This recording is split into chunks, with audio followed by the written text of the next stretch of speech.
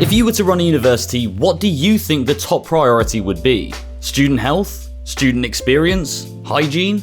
If any of those were your answer, then unfortunately you are wrong.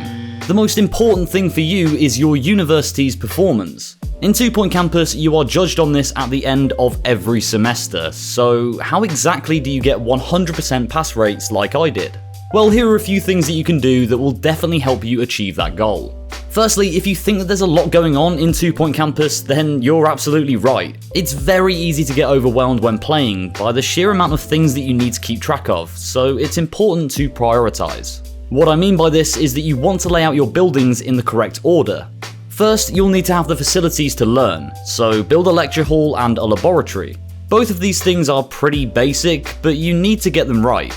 In order for your students to do well and learn, they'll need to have access to good equipment. So make sure to upgrade your room's prestige by adding in the latest learning technology and making it the best classroom that you possibly can.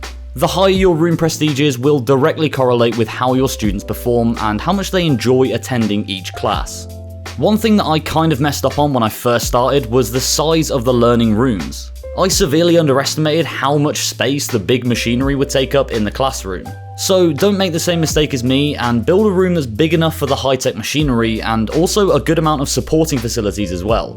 Whilst this is expensive, it is important to focus on right away, as you'll want to lay a good groundwork for your campus. If they haven't got the right facilities, they simply won't perform as well and will want to leave. So always take this into account when you're building a new facility for a new course, or even when you're upgrading the initial building for the scientography classes.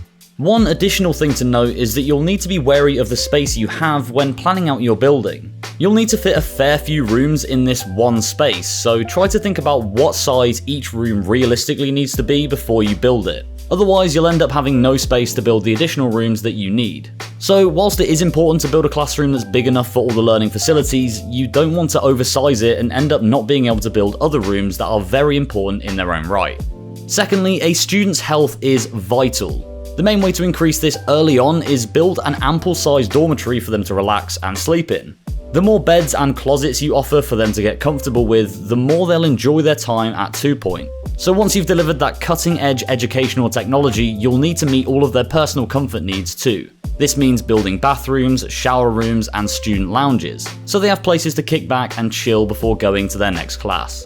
If the students are low on energy due to being hungry, thirsty, or simply just not having a place to rest, their grades will fall and your campus will suffer overall. Also, it's pretty self-explanatory, but you need to hire enough janitors around the buildings to keep them tidy and water the plants. Otherwise, people will start to fester in their own filth, and that's never a good thing. So yeah, focus on student hygiene and health as your second main priority so that they can have a clean and comfortable space to learn in. Then you'll want to give them the after-class facilities in order to complete assignments and do additional reading on their subject. This can be achieved by building a decent-sized library, stocked with plenty of bookshelves and workspaces for them to use at their leisure.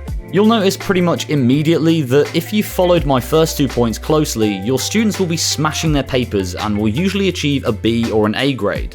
At this stage, this is a good indicator of whether you're going to get 100% pass rates or not come the end of the semester. If all you're seeing are C's and below, then you seriously need to upgrade your facilities and cater to the pupils' needs more.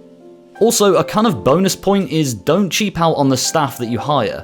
Each person you're offered will have a description detailing what they are bringing to the table, so look through these carefully as sometimes they bring quite a few negatives with them too. Avoid spending your money on the cheaper teachers and give your students the experience that they deserve. Finally, it's important to help the students build relationships with each other.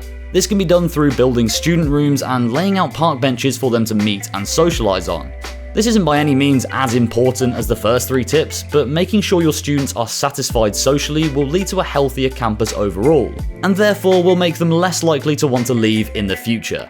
If you enjoyed this tutorial and it helped you out, make sure to check out some of our other videos.